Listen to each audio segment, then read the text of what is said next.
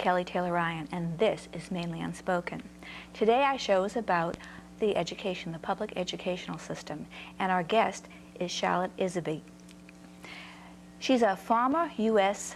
Senior former advisor for the Department of Education, and she wrote a book called The Deliberate Dumbing Down of America. Welcome, Charlotte. Thank you very much. So did I get that right? You were a former senior advisor. Senior policy advisor, and it's the U.S.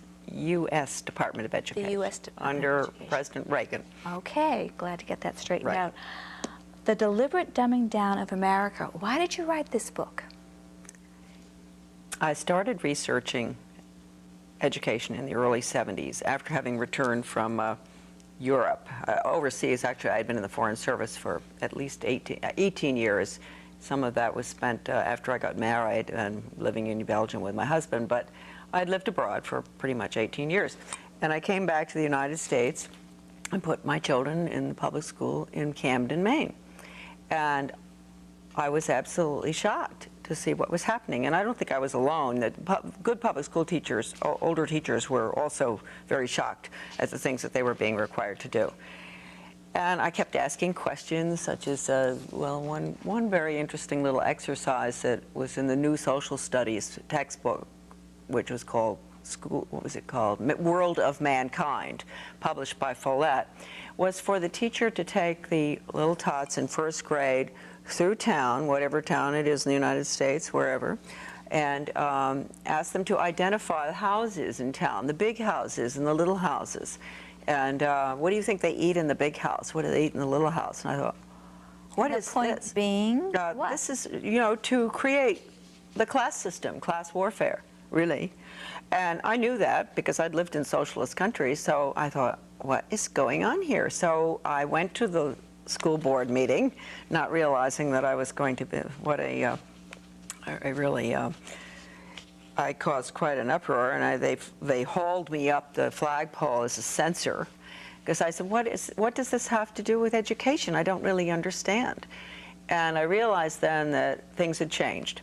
And so then I began to check on other things other than social studies, and I saw that they were planning on easing out the grammar. They were planning on getting rid of ABCD, all these things that were quite traditional and had worked very well.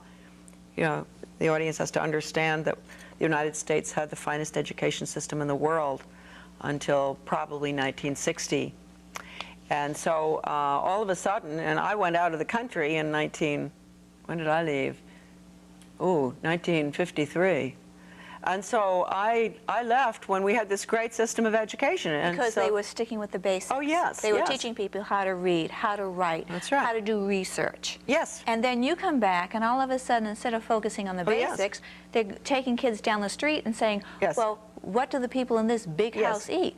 What do the people in this That's right. And the point, but what was the point that they would tell the citizens? Not class warfare. Well, that's a very good point you're making. It is, they would say, well, this is a world of mankind. The children have got to understand that there are all different groups of types of income, people who are poor, people in other countries, and later on they were even having the children eating rice for breakfast. And a lot of, the audience saw this. They'd have the children role-playing starving children in Ethiopia or wherever. This is to change their values. The whole purpose of this kind of education, which really is socialization, it's I call it socialism education, really, redistribution of wealth, etc., is to change our children through the schools so that they will be very comfortable living in a socialist world management system. And very clear, the teacher's manual for this particular social studies textbook said, I mean, I don't know that they do that they're that clear about it anymore. It said it was based on a humanistic curriculum, and they defined that. And they said basically it was children had to be educated to be tolerant of all religions, all lifestyles, They should understand other forms of government, basically. But that's not a bad thing. No, it sounds good, doesn't it? It sounds very good. Yes, but the point was that they were not emphasizing the United States Constitution. They were not emphasizing rights, absolute moral values at all, right and wrong, which had been emphasized in all curriculum ever since this country was founded. And even under the public school system, you know, we had the Ten Commandments hanging in the classroom. No more of that, because you've got to be tolerant of everybody's viewpoint, and everybody means the whole world. So the education from... So it's taking our culture away from us. Absolutely taking your culture away. So I became very concerned, and I wrote letters to the paper, and I even ran for school board. I finally got elected after 3 tries. And I did manage to get a lot of the very bad programs out, the values clarification, survival games. They were putting them in where the children decide who's going to be allowed to live and who's going to die, who's going to be in the lifeboat, who's going to be allowed in the bomb shelter, or they'd be given a list, a priest, a pregnant woman. Some people would say that's critical thinking, teaching them how to think. Well, you're correct. And critical thinking, you see, was the label that was given to the values clarification after the tremendous controversy over values clarification. And it's the same thing. In fact, Lenin coined the word critical thinking. Is that right? Yes, and it's non-absolutist thinking that evolves, and it's the dialectic where you have the thesis and the antithesis. For instance, it's wrong to steal. That's the thesis. The antithesis is it's okay. And so you come to the synthesis is sometimes it's okay. And you can do this with anything: stealing, murder, abortion, whatever.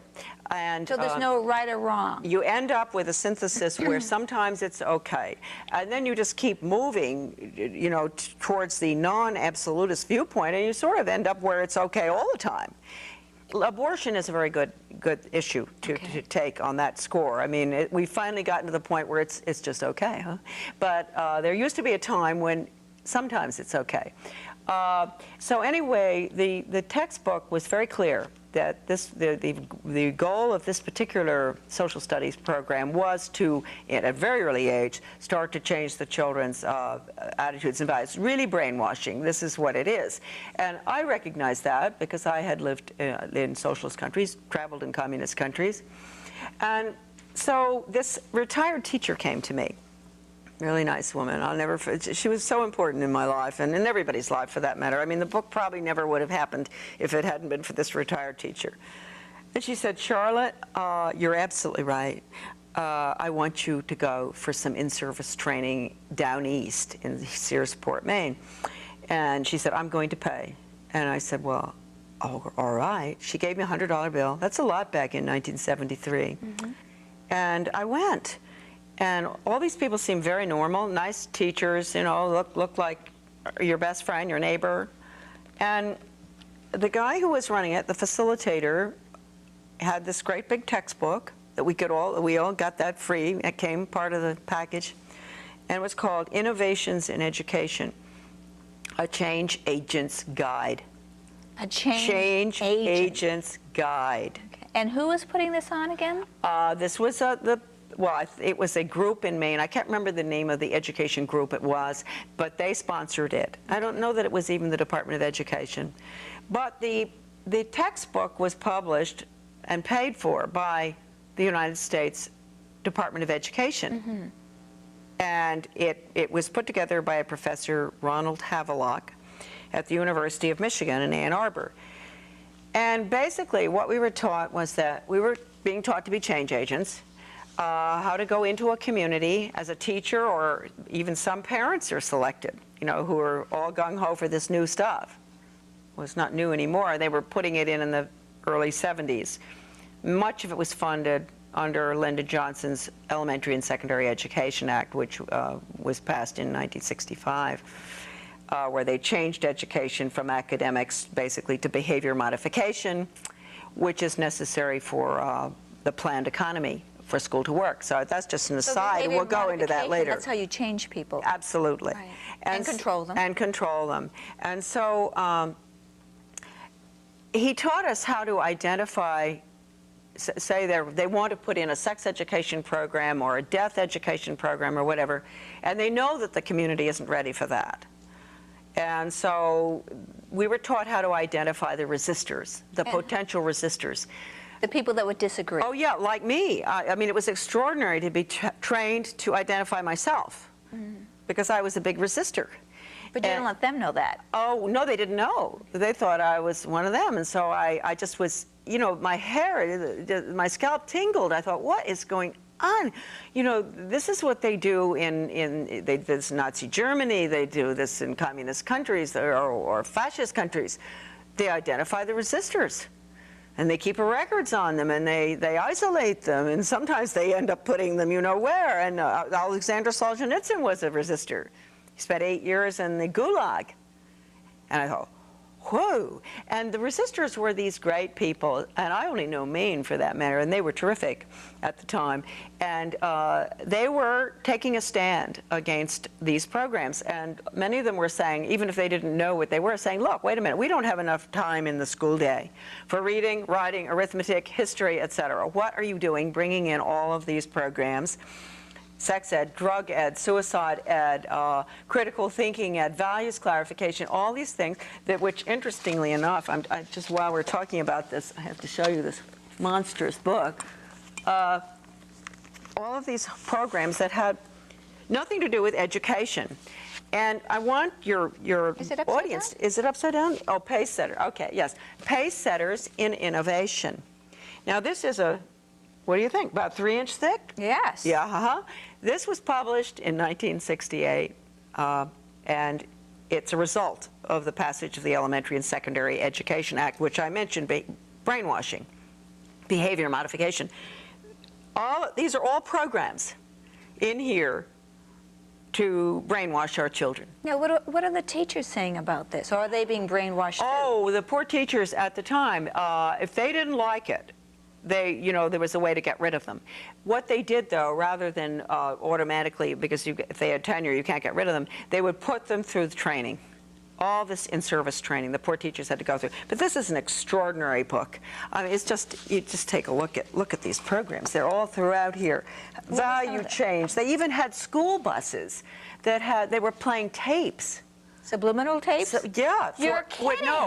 No, they were just tapes that were to help to change the children's values. I never heard any of them, but the program is in here. And the mastery learning programs were in here, master teachers programs, all the programs going in now, global individualized education programs, et cetera. So going back to... So it's taking the power away from the parents. Oh, yeah, absolutely. But the parents don't even know that's what's happening. No, and they trust. They're so trusting. So anyway, I went through that, and then we were also taught how to identify the important people in the community, really good people who want to help and volunteer to be on task forces to implement these things, whether they're the Chamber of Commerce, the Rotary, Garden Club, and these poor people have been used.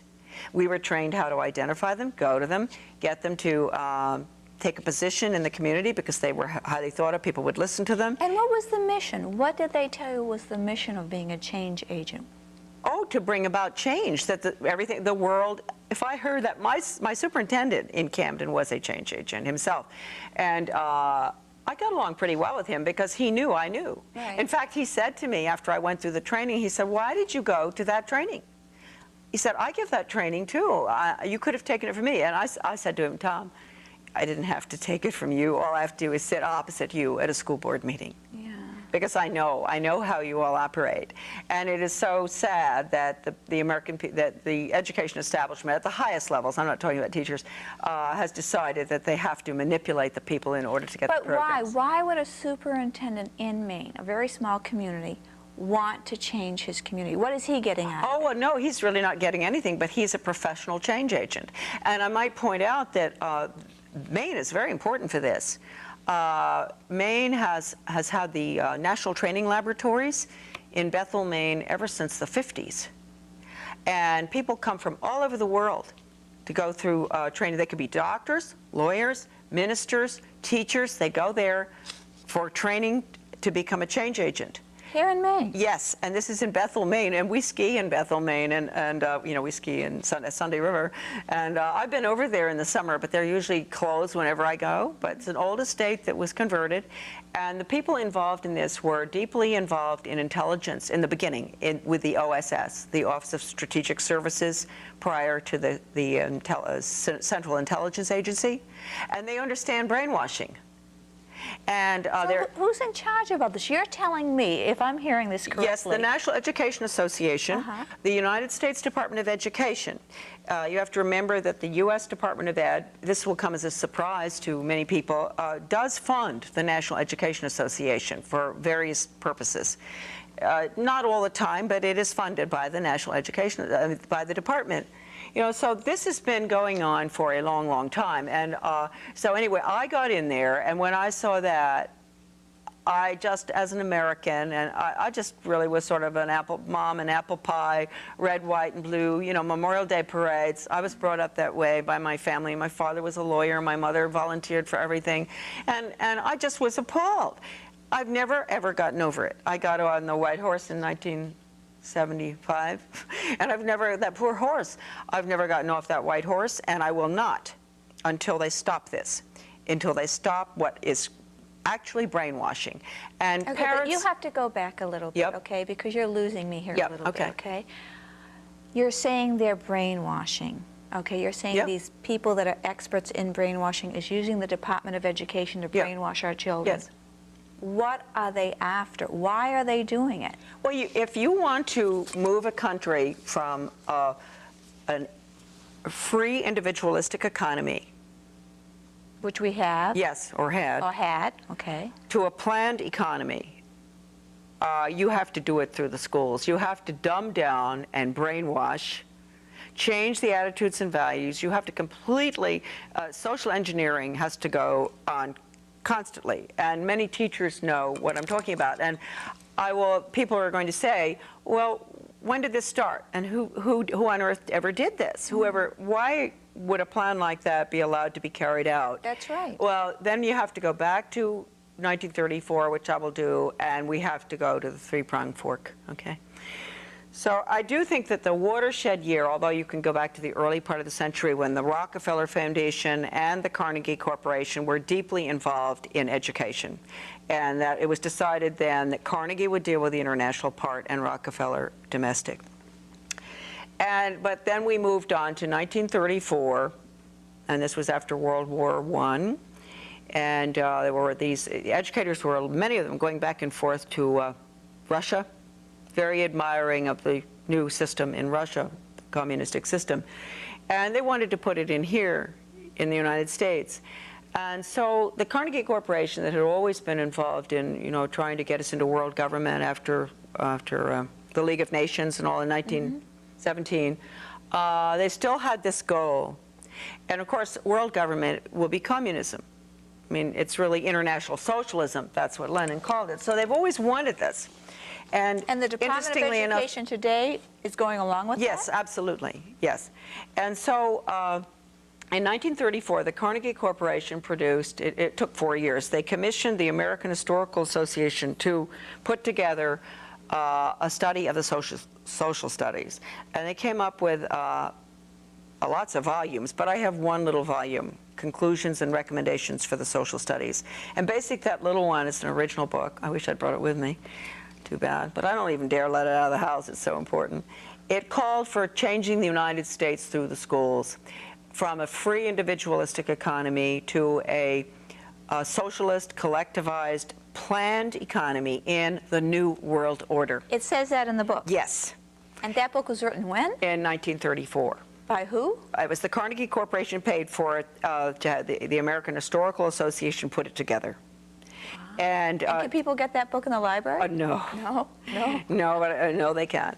But I have quotes in my book, you know, from it. But from that time on, Carnegie Corporation consistently, without any hesitation whatsoever, didn't run into any obstruction, poured its money, its tax-exempt money, which we make possible for them to have, into changing American education. They funded the, well, let's go on to the 1945. They're deeply involved. Alger Hiss was deeply involved with the Carnegie Corporation. He was a accused Soviet agent. They didn't get him on it, but they got him on libel. But most people do think that Alger Hiss was a Soviet agent. He was Carnegie. And they were very instrumental in getting the Elementary and Secondary Education Act passed, which, as I said before, changed education from knowledge, content-based, academic, to performance-based behavior. And from that time on, because that was necessary for what we're looking at now with school to work agenda is the planned economy is performance-based. So they're training workers. They're training not little thinkers, worker not bees. leaders. Exactly. So Carnegie, after that study, then we went to the world. We went into the United Nations, which of course was essential, and then at that time, you had a general, Buck Chisholm, a Canadian general psychiatrist, who was a very close friend of Alger Hiss's. And he gave a speech in 1945 to the World Health Organization, which basically recommended getting rid of the conscience. Wow. Yes. And he said we would do it through the schools. We would retrain the teachers to be little psychiatrists. And what happened was that the average American educator at that time was not about, in 1945, to even listen to something like that. Right. And so nothing happened until the watershed year, again, another watershed year, 1965, when the Elementary and Secondary Education Act passed, and we moved then from academics to behavior change. And the Behavior Science Teacher Education Program was funded. But how did Congress allow that to happen? Well, you'll see in the book, John Ashbrook, who died, unfortunately, Congressman Ashbrook, who I dedicated the book to, he spelled it all out. He told the whole Congress exactly what it was. He said it is an international system they're looking at. They're going to change the behavior of the children. They're going to change the teachers' training. They're going to do everything. He told them everything. And they didn't believe him? No, they just let, well, you know what goes on. Yes, I It's do. still going on, right? So anyway, they passed that in 1965. The teachers were retrained. All of these horrible programs, right? By 1968, the money had gone into all of these programs to get rid of the conscience, basically. Drug ed, all these programs, parents, really, when you see education hanging on the end of drug education, sex education, critical thinking education, red flag. You don't have reading education, writing education, math education, or we didn't used to. When you see education hanging on the end of something, except for driver's ed, which I think is probably pretty neutral, that means watch it. Because those programs, I've never seen one of those programs that was based on absolutes, right and wrong. But the parents of the children today have gone through that program. So Yes. they've already been brainwashed. So they're not going to believe Well, you. yes, they do believe me. Many of them call, and when I do radio interviews, they'll call in and say, I went through all of that. I know exactly what you're talking about. And of course, the teachers know. And many teachers do not like that, did not ever want to do it. Behind closed doors, they did their own thing. Now they're not going to be able to get away with it because they're going to be required, due to the standards that are being set and the accountability, the whole what's going on in Washington now with the reauthorization of the Elementary and Secondary Education Act is nothing but brainwashing. And people, you hear standards and accountability and flexibility, all of this. Basically, the goal has nothing to do with academics. It has to do with training little, as you said, little workers, little worker bees, to have the right attitudes and values towards internationalism, giving up our sovereignty, the needs of the group versus the individual. You know, they have all the group grades now, and Do they actually cooperative ever stop learning. talking about being a change agent, how to stop teaching people about basic civics, what the Constitution says, limitation of government? I mean, did they get into that? No, I don't recall that, but I do know that I've seen I attend a lot of in-service things too, you know, So I have seen and heard, you know, how are we going to get away from, and that's in the book. Actually, there's a very interesting article in the New York Times in the early 70s about getting rid of the teaching of American history. You're kidding. Oh, no, not early 70s. New York Times article in the book. And it says that, yeah, yes, and we're not going to talk about George Washington anymore. We're going to focus on the world, because you have to get these world-minded students, or else they're going to rebel. If you want to put the Americans under a global management system or whatever it is, be very careful you don't teach them the Constitution, the Bill of Rights. Don't let them have any history, because they are going to object when this system is taken away from them. But they won't now. You could take the Constitution away from the American people right now, and they wouldn't care, because they don't even know what it is. They don't know what it is. Well, they don't know what it is. It protects them. It protects their rights. The reading problem. If you're so dumbed down, if you can't read, I've always said you can't defend yourself. That's right. You can't do anything. I mean, you are really at a tremendous loss. You are totally handicapped, worse than losing both legs if you can't read. They can take you right through the schools, 12 years without reading, just total brainwashing through visual, a lot of visual aids now with technology. So they're trying to make people weaker readers? Oh, of course. Yes, that's why they had the whole language for so long. Which is what I always thought was very dumb. Yeah, it is pretty dumb. I think that some teachers, a really good teacher with whole language and an understanding of the traditional phonics, I don't mean direct instruction, which is Skinner, the Skinner phonics, but a good teacher who understood phonics, well, could use a whole language program quite well, because there are some things about whole language I like, you know, where the children are really immersed in a lot of good literature. Sometimes it's not so good, and it depends on the teacher. But anyway, the dumbing down was absolutely deliberate, and you don't even have to go through all of the documents that I have in my book, but just ask yourself, why is it that last week the Senate voted in the House on the reauthorization of the Elementary and Secondary Education Act, and it comes to something like, I mean, it's unbelievable. I mean, I think it's $100 billion. It's $100 billion a year.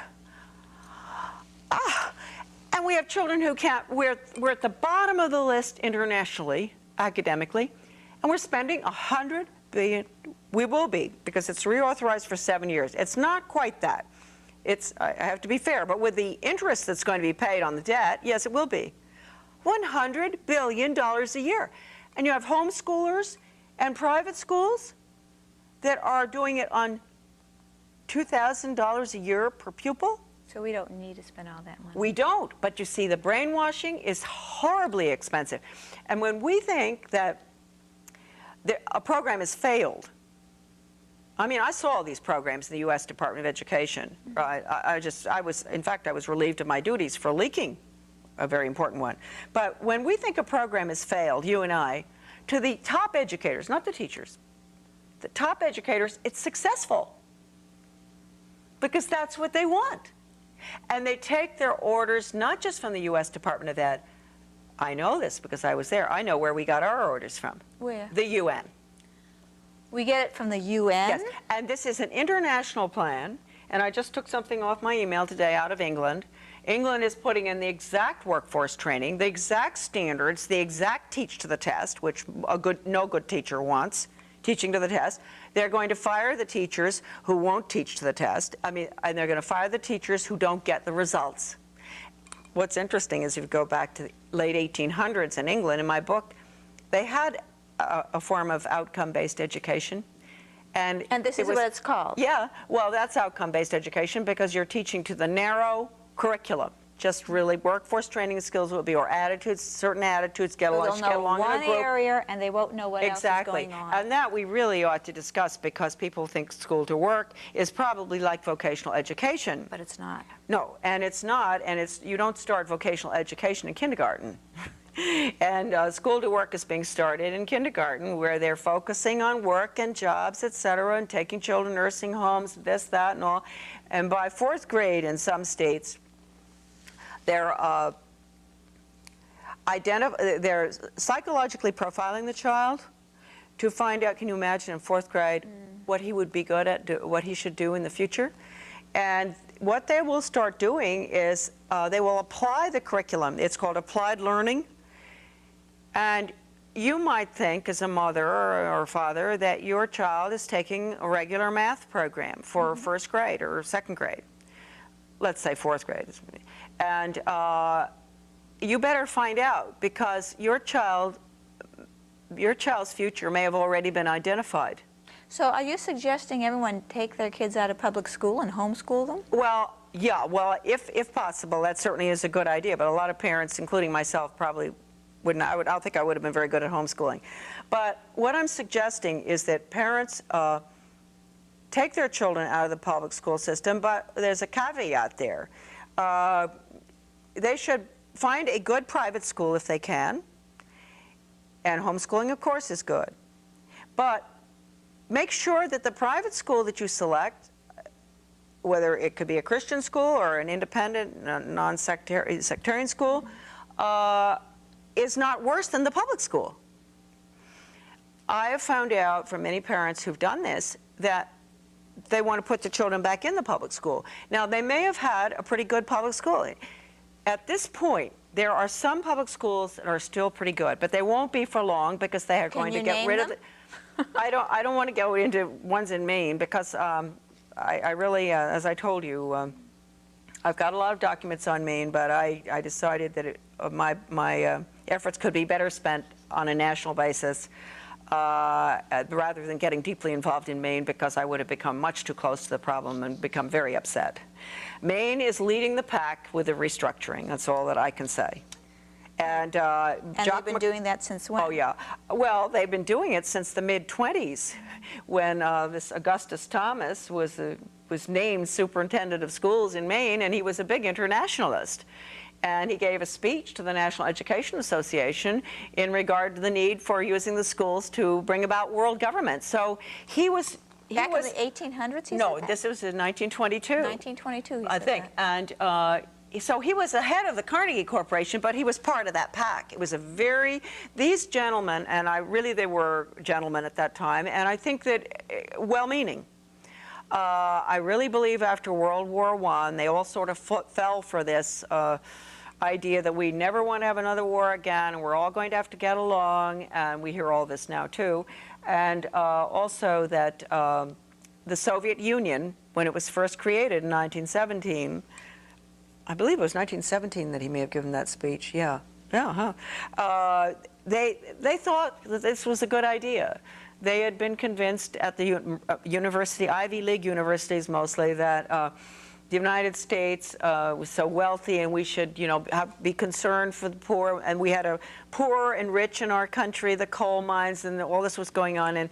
And so they were convinced that this was the way to go. And, I don't want to attribute any really evil motives to them at that time. However, with Carnegie has held on to these motives for just too long, able to see the brutality of communism and understanding that, but still very deeply involved in pushing the agenda to the point where in 1958, Dwight Eisenhower, our president, signed agreements with the Soviet Union in every area imaginable, including education. Carnegie was involved in that. And then in 1985, they kept renewing all of these agreements. 85, President Ronald Reagan, and the Carnegie Corporation signed agreements with Gorbachev and with the Soviet Academy of Science to really basically merge the two systems. Oh, what a shock for people to hear that. Although right now they're heaving a great sigh of relief because they're saying, oh, but Charlotte, communism is dead. The Department of Education, is that constitutional? No, it is not constitutional, and there is nowhere in the Constitution that it calls for a Department of Education. Anything not mentioned, as you know, in the Constitution as the role of the federal government is left to the states. So when did the Department of Education come into being? In 1978. 1978? Yes, under Carter, under President Carter. He promised the NEA that if he could get their votes. And the interesting thing there was that the majority of teachers at the time did not want a U.S. Department of Education. And why is that? Oh, well, because they're smart. They know that this is going to control what they teach and how they teach. They don't want that. And but anyway, it was created. And then Ronald Reagan, who I just mentioned, signed the agreements with the Soviet Union. Those agreements are a whopper, I can tell you that. Curriculum exchanges, developing curriculum on critical thinking with the Soviet Union. All of this led to implementing the Soviet Polytech system, which is the school to work.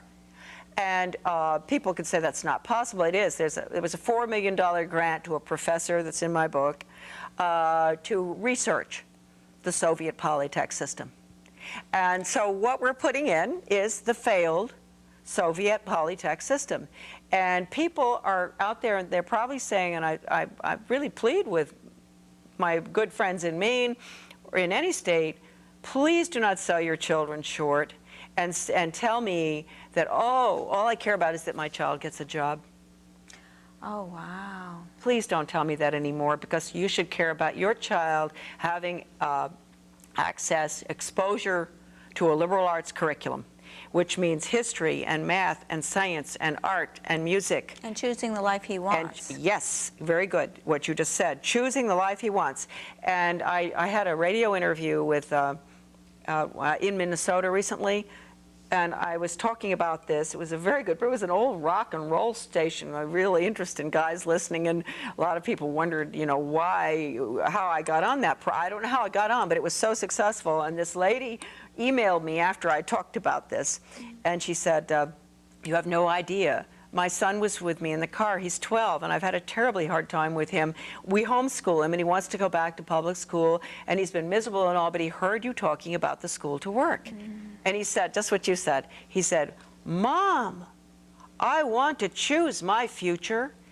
And you know what he did? He went, even though Congress doesn't understand the dangers of school to work, this 12-year-old went to this big rally in Minneapolis where they're trying to kill the legislation which is implementing all this restructuring. I wish we had the same thing going in Maine to kill it here. He went to the hearing at the State House, and he had a big sign which said, I want to choose my future. And I think this is great, because why is it that he at 12 understood what school to work is, but you can't get Governor McKernan when he was governor, you can't get Senator Mary Small to understand it, you can't get Jane Amero, you can't get Governor King, you can't get any of the people involved in implementing this in Maine, because they do not want to understand it. They have been given all of the documents, and I think this is so sad. What about Olympia Snowe and Susan Collins? No, not going to do anything. And all I can say is that when they voted Goals 2000 in, and the school to work legislation in the 90s and the 80s. First of all, it was really Ronald Reagan started it. Then you had Lamar Alexander. These are all Republicans. First of all, Ted Bell was the Secretary of Education. Then you had Lamar Alexander, and then you had and Bill Bennett. All Republicans. And all of this, and then President Bush, the former President Bush, in the congressional record in my book, calls for the apprenticeship system, calls for training the children for the workforce. Then his son, of course, and then you have Clinton, who was involved in it too, all the governors involved. And then you have George Bush Jr. implementing it. His bill, the education bill that just is passing right now, is embraced by Senator Ted Kennedy. Now, if people don't understand here that we have a serious problem, the Republicans and the Democrats at the top are totally in bed together on this. And that's because they are both controlled by the internationalists. And the international agenda is this. And Strobe Talbot, who was the Undersecretary of State for Bill Clinton, in 1992, he gave a very important, he had an interview with Time magazine, I think, and he said, this is verbatim, Strobe Talbot, Rhodes Scholar, went to Oxford with Bill Clinton, very close to Clinton, ended up working for Madeleine Albright. He said, in the next century, which is right now, we're sitting here, the United States will cease to exist in its present form. That's pretty sad. And we will owe our allegiance to a global government. Now, I want your audience out there to understand that this restructuring of education, which has been in the works for 100 years, as I've tried to point out, is just the culmination of the plan. It has been a deliberate dumbing down. They never could have done it to us if we'd been well educated. To make it easier to control. Exactly. And to put us under. And we will go under if people don't wake up. And the only way that I believe the education system is the most important thing of all, because that's where the way you educate your children, their attitudes, their values, their understanding of freedom, etc., is cultivated in the schools. And if they do not have that, they're going to allow the most magnificent system, political and economic system the world has ever known, to die. And it's dying right now because Congress voted to change our form of government in the 90s when they voted in the School to Work agenda and the Goals 2000. They did, because if you change an economic system to a planned economy, there's no freedom left. In fact, the Business Alliance, it's one of these big groups. I have a document here. It takes too long to go into all these documents, but from them, and you know what it says? This is for people in your audience who think you're off the hook. Oh no, Grandma, you're not off the hook. Neither are you, Grandpa, because it's kindergarten through age 80. That they're going to be brainwashing. Yes, and it is on this piece of paper, kindergarten through age 80. And that is why Andy Rooney, you know, who does 60 Minutes, a couple of weeks ago, he was floating this balloon about people who aren't going to retire as early as they used to. Isn't this wonderful? Folks, you can work a little longer because you're so much healthier. They're just getting us used to that. We're going to work until we die. Yeah, we're serfs. And this is all documented. And this is an international plan.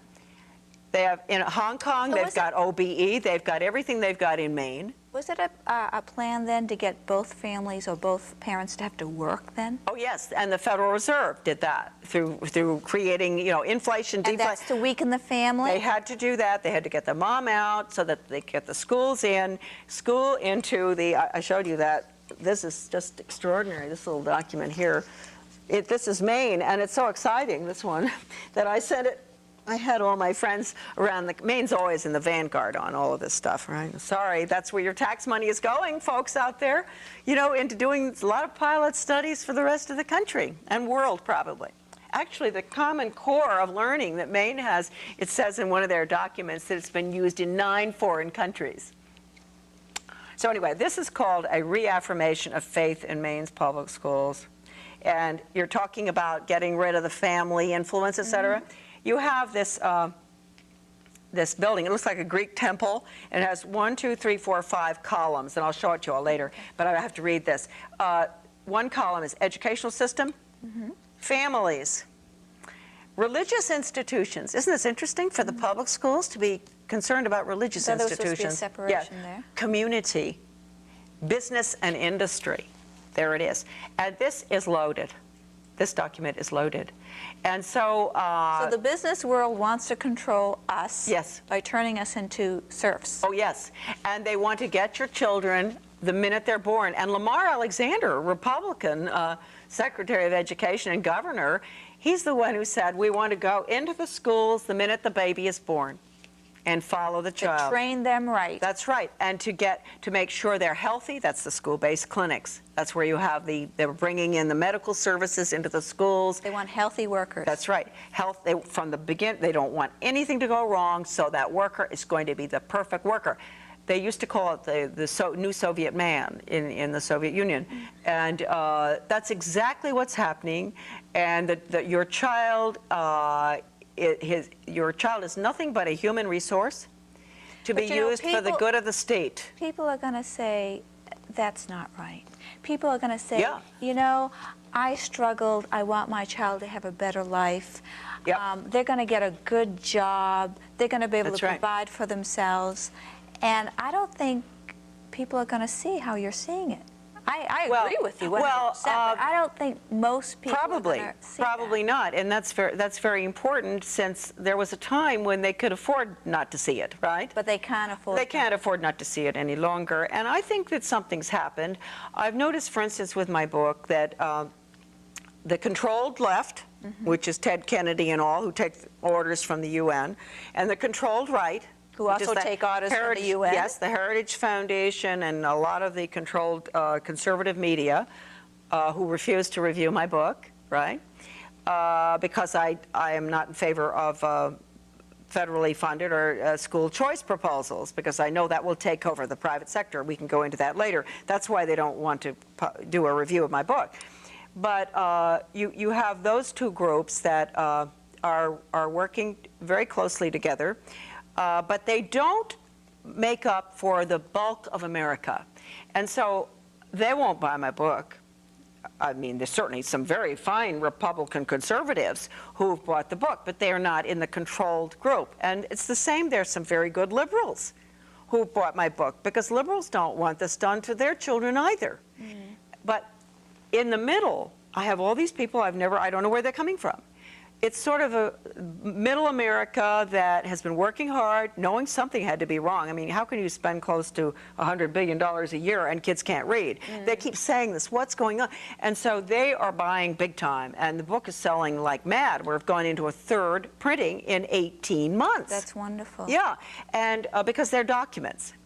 These people are saying— That's proof, evidence. What they're saying is, I don't want to listen to people, the talking heads, right, on Sunday morning anymore. I don't care whether it's because conservative they're or what they're told. That's right.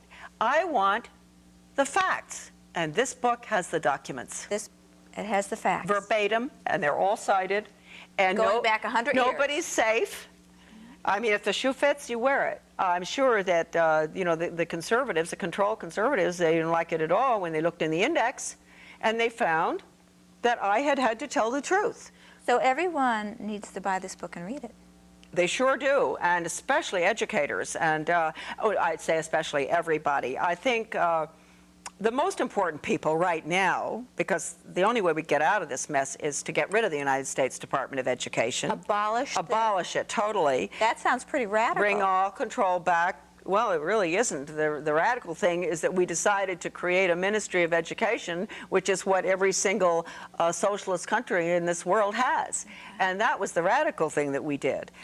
So what we do is bring education back to the local level, bring all our money back to the local level, let our teachers determine what curriculum they feel is best for our children. And let the family teach the values. And let the family teach the values, and bring our education system back to the status it had prior to the 1960s. Truly, folks, it was the finest in the world. That doesn't mean that we had I mean, in Europe you have the elite, which is going to be, again, you see, this is going to be the elite. 10 or 20% will get the liberal arts, get that, because they're going to be the leaders in this wretched system. But below that, they always had the people that didn't get the education. Whereas in our country, we had an education system where everybody supposedly, there were always gaps, that's true, but everybody was supposed to have at least exposure to ancient history. Interesting point. I'm just make this point because I love to mention it. Rockland, Maine, in the early 70s. We're talking about liberal arts, math, science, all these things. In Rockland, Maine, I got a hold of a Breasted's ancient history book. Required, 1972, required for sophomores. That's one of the finest history books that's ever been written. He is probably the most credentialed scholar in ancient history in the world. Now, you mean since 1972, what has happened? The whole thing has collapsed. They don't want our children to be exposed to any of this. They don't want them to know history, because if you don't know history, you'll repeat those mistakes, won't you? That's right, absolutely. Exactly. And they want to change their attitudes and values from those that the moms and dads have tried to instill in them, so that there's no right, no wrong. Sometimes it's okay to say. They're going to say, Charlotte, they're teaching history. What do you mean by that? Oh, no. They're teaching global studies. They're not teaching the Maine Constitution. Certainly, I think they got rid of teaching those things quite a long time ago. And the old-time teachers, thank heavens my boys in the early 70s, before our change agent really accomplished a great deal of bad, evil stuff, I think. But those teachers were there for my children. And it was interesting. They hadn't been through, the University of Maine Teachers College and all. They were normal school or something. They didn't have all these degrees, but they knew how to teach reading and writing. The children had to have the multiplication tables. They had to draw a map of the United States. They had to name all the capitals. They had to know how much rainfall in Florida. All this they had to do. So this was the early 70s. I was very lucky. My boys were lucky. When they got into middle school and high school, things started then. We started getting into the individual education plans, which sounds so good, but you have an IEP. They have them in China, too. That's how they keep the record on the individual citizen. So they have the individual education plan for education. They started that way. Now the everything's individual going in. education plan is just for the special ed It used to be, but not anymore. Oh, really? And Kennebunkport was the first school to experiment with this, and I got a hold of it after I got out of the department because it got an award from the U.S. Department of Ed. And I got a hold of the material, and it said in there that they were putting in the IEPs, individual education plans. So the children are no longer competing with other children. They're working at their own pace. This is the real dumbing down, But if it you've ever heard sounds of that. nice. It sounds so nice. And you know, children that are wanting to work at their own pace with Right. no competition, I never would have gotten anywhere that way. But at the time, the special education teachers were teaching or training the regular academic teachers in Kennebunkport on how to do these plans. And it said right in the book, the booklet, where the award on it, that no, it wasn't in that booklet, it was in another one I got a hold of, that the regular education teachers did not want to do this, and it was not their role to be guidance counselors and to follow the child's behavior and attitudes and all, and they did not want to be, they didn't want to have any part of IEPs. But they had no choice. No, and the IEP is essential if you think in terms of the computer. You see, and the IEP, because the computer can track everything that a child knows, thinks, does, whatever. And it also uses the Skinner method, which is the dog training method. It rewards immediately after you get the right answer. And that is the mastery learning or the direct instruction. So this is what went in, but my children luckily were not exposed to that.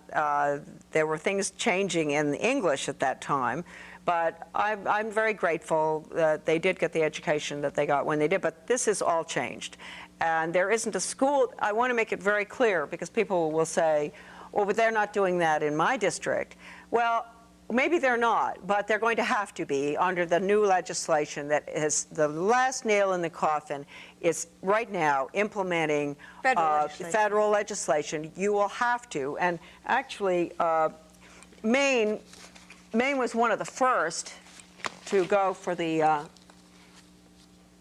school to work agenda. I think this is early 90s. The career, what's the date on this? 95. Here's the Career Opportunities 2000. State of Maine application for a statewide school to work opportunity system implementation grant.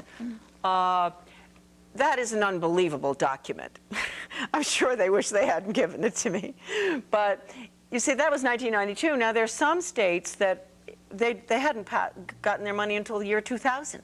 So Maine has always been way ahead. Governor McKernan. That's because, so that guy, Augustus? Yeah, could well be, and he was a good friend probably of Andrew Carnegie's, who knows, because it was the same period of time. And then along came Maine's Common Core of Learning, which, you know, if you look through this thing, it has absolutely nothing to do with academics, but we have to understand that the semantic deception. I'd like to talk about the three that. prongs? Yeah, a good way to remember this, the three-prong fork, because I don't want your audience, or anybody for that matter, to feel like they were asleep at the switch. But I really don't think I think even if you'd been awake at the switch, you would not have been able to notice how this was done. And I think it's a very diabolical, manipulative way. They used the three-prong fork. And the first prong is everybody knows about the frog in the cold water. You slowly turn up Yes. the heat, and he doesn't notice he's being cooked. That's right. And that's what's been happening to us. That's right. We're just about cooked now. Okay. But we have don't people know like you, and we have a lot of wonderful people out there who I think are waking up, and the book is helping a lot. But so the gradualism, the frog was probably thrown in the cold water around 1910. You know. Oh, wow. So it was a very slow cook. Yes, slow cook. But 1934 was the watershed year. That's when the water got pretty hot. With Carnegie saying we're going to use the schools to change America from a free individualistic economy to a socialist, collectivist, planned economy in. believe it or not, the New World Order. And you have to remember the quote from Strobe Talbot in 1992. He certainly knew this had been going on for a long time, and so did Bill Clinton. So anyway, you have the gradualism. And there's a marvelous quote in there from a leading change agent in the Montgomery County School Plan out of Maryland in that plan was what was that? That was 48, I think. Yeah. Paul Mort came down from New York City, change agent, into Montgomery County, Maryland, and implemented the plan for the whole country. That's in here. And at the time, he said, it takes 50 years to bring about change. Charlotte, I just want to let you know you have 5 minutes to get this all in. Okay, so it took 50 years. We're right there, right on target. So that was the gradualism. And the Paul Mort stuff is in there. And the Montgomery County Plan, incredible. So then came the next prong in your fork. You're all going out gardening, so you must have a 3-pronged fork, don't you? Yes, I do. I think I see them, yes. And so the next one is the dialectic, and I know that sounds like a big word and it's complicated, but it really isn't at all. And you want something. Say you want to control the local schools in Maine, and you don't know how to do that because everybody wants to hold on to their, elected officials and all this and that and make their own decisions. Well, you just get the costs of education going so high that the property tax is out the window and everybody starts screaming. The old people have to move from their houses, et cetera. So what do? They did it in Michigan. They tried to do it in Maine and it didn't really work. We fought it. But in Michigan they did it. They came to the people of the community and said, well, you know what, don't worry anymore. You don't have to fund education at the local level. We'll take care of that at the state level. This will bring your property tax down. They fell for it. So they create a crisis so they can come in and save the day, and people are desperate saying, okay. That's right, okay. That funding of education is a very important one there. So that you could use it with anything, like the California crisis in electricity. But the funding of education is the control. Oh, yes, as long as we allow the federal funding, that's right. We're being controlled. Yeah. And the minute you move your local funding to the state level, the state level takes its orders from the federal level. State departments of education get up to 80% of their operating budget from my old office in Washington. So that means Augusta, when we get rid of the Department of Education, Augusta's going to crash because they won't have any money to operate. All right, now we go from the dialectic to semantic deception, which the use of terms like basic skills. Basic skills to the average parent means reading, writing, and arithmetic, et cetera. To them, basic skills is understanding the need for world government. It's getting along with any lifestyle, approving of it, being tolerant of anything. So they have different definitions. Oh, yes, different definitions. And this is really bad that they've used this. So for instance... 2 minutes. Okay, 2 minutes. Values clarification was changed to critical thinking when we caught on. Also, decision making. I always say, what parent doesn't want their child to be able to make decisions? Right. That is a program I would say, hooray. No, you know what it is? Decision making is making a decision who's going to be allowed in the lifeboat and who's going to be thrown in the ice water. And that is what happened at Columbine. This philosophy has created children who do not understand. They're out on a ship without a rudder, they're without a compass, because these values destroying programs, which are in that big red book. Values destroying programs. Yes. I think people need to remember that. Brought about Columbine. And the talking heads, you hear them Sunday morning say, well, what are we going to do about our children? And what happened with these Columbine and Paducah, Kentucky? Why are they doing this? And I say, why not? Why not even more? The reason we don't have more is because there are still good teachers who are refusing to participate in this kind of education. And I plead with people not to fall for the school choice proposals. There is no school choice proposal that is legitimate or safe, as far as I've seen, except for homeschooling. And be very careful, don't accept anything from the local school system. If you do, computers or money or anything, you will be controlled. And so but tuition tax credits or vouchers are very dangerous. France went down the tube with tuition tax credits. If you accept a penny from the federal government, you're going to have to conform your curriculum, your standards, your graduation requirements, et cetera, to the federal government, which is actually the international government. Charlotte, what's the name of your group in Maine? Oh, we no longer exist, actually, because the wonderful president of it is not well, but it was Guardians of Education for Maine, and we were in existence for 23 years, and we did quite a lot of good, but I think our time is sort of past. Is it on a website, or is it the website's off, too? I think it may have a website. Yes, GEM, Guardians of Education for Maine. .org or .com, but people should get my website. That's what I need. Absolutely. Yeah. Okay, Charlotte, thank you for coming. Thank you so much. Thank you for watching. Now, you've got to get Charlotte's book, The Deliberate Dumbing Down of America. Remember, federal funding is going to destroy your child's life, basically. Exactly. Okay? Call up Charlotte if you have any questions, you want to educate yourself about exactly what's happening. Thanks for watching, and we'll see you next time.